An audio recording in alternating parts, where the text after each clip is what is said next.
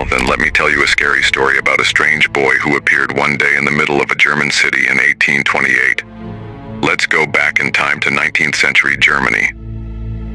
It was a cold winter day in Nuremberg. The snow was falling heavily and the wind was blowing through the old brick buildings. Suddenly, a young man appeared in the middle of the town square. He looked around in a daze, confused and disoriented.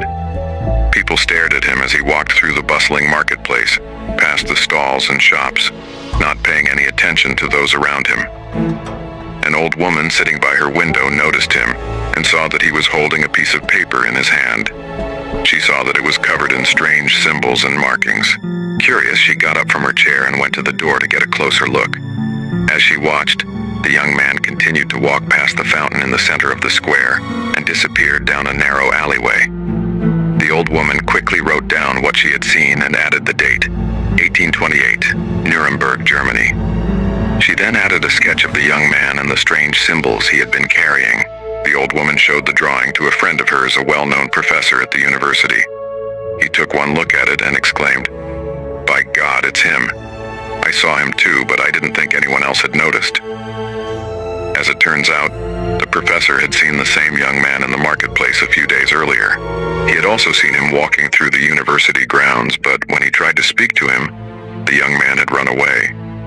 The professor had written down his observations and added the date, 1828, Nuremberg, Germany.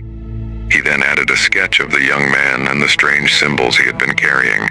The professor and the old woman decided to put up a notice in the town square, offering the young man help and shelter if he would come forward.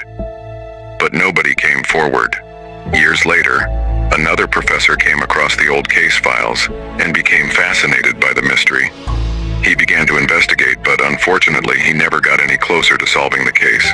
The last entry in the file simply read, 1830, Kaspar is mysteriously murdered. What do you think happened to the strange boy who appeared in the German city in 1828? I don't know. Maybe he was an escaped convict or a spy. Or maybe he was something more sinister. Maybe he was a lost soul who had been wandering the earth for centuries. Or maybe he was just a figment of the professor's imaginations. The true origin of Kaspar Hauser remains unknown.